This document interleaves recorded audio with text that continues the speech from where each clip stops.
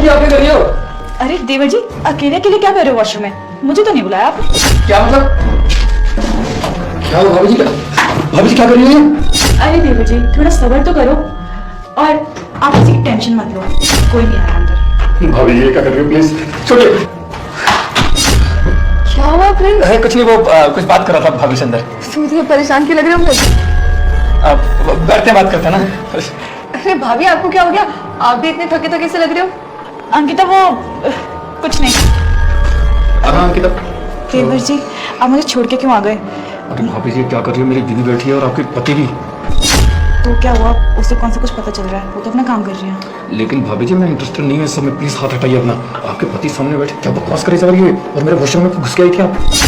अरे देवर जी मेरी बात तो सुन लो, क्या आप मुझे प्रेग्नेंट करोगे? प्रेग्नेंट करोगे? क्या बकवास कर रही हो? कम से कम रिश्ते का तो लिहाज रखो। देखो, क्या मैं तुम्हें अच्छी नहीं दिखती? एक बार मेरी तरफ देखो तो सही। भाभी जी हाथ छोड़िए, वॉशरूम में कैसे घुसी आप? ये कोई अच्छी बात नहीं है। प्लीज देवर जी एक बार आप अंदर चलिए, मुझे आपसे कुछ बात करनी है। ये फालतू बकवास मत कीजिए और ये बात मुझसे मत बोलिए, समझे? देखिए ना, मुझे देवर जी से कुछ बात करनी है और ये अंदर ही नहीं चल रहे मेरे साथ। अरे तेरी भाभी को तेरे से कुछ बात करनी होगी, जाके कर लेना। अरे भाई मैं क्या बात करूंगा? कौन सी बात करनी है भाभी जी?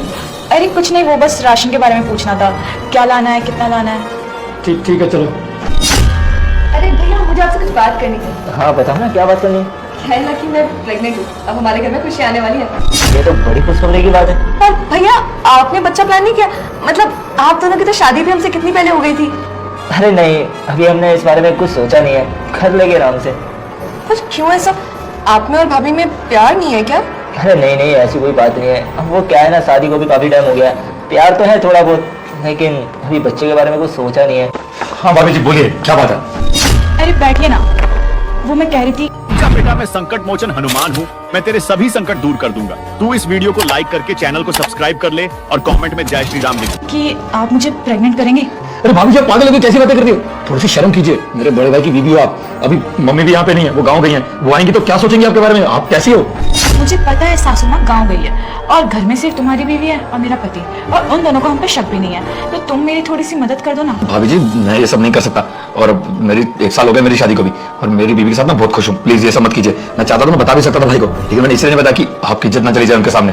क्या सोचेंगे वो प्रेग्नेंट होना? तो जाके भैया को बोलिए ना, 4 साल हो गए आपकी शादी को, तब तो बहुत बोलते हो। दोनों से पूछो तो नहीं, अभी बच्चा प्लान नहीं करना, हम बच्चे के बारे में नहीं सोच रहे। अब मुझे ये सब बातें क्यों बोल रही हो? मुझे तुम्हारा भाई बिल्कुल पसंद नहीं है। हाँ माना मैंने 4 साल हो गए हमारी शादी को, पर इसलिए मैंने उसे छूने तक नहीं दिया अपने आप को, क्योंकि मुझे वो पसंद ही नहीं है। भाभी आपके 4 साल हो गए शादी हुए, आपको भाई पसंद नहीं है? आज आपको समझ में आ रही है बात? हाँ मुझे पता है, हम लोग सबको यही बोलते हैं।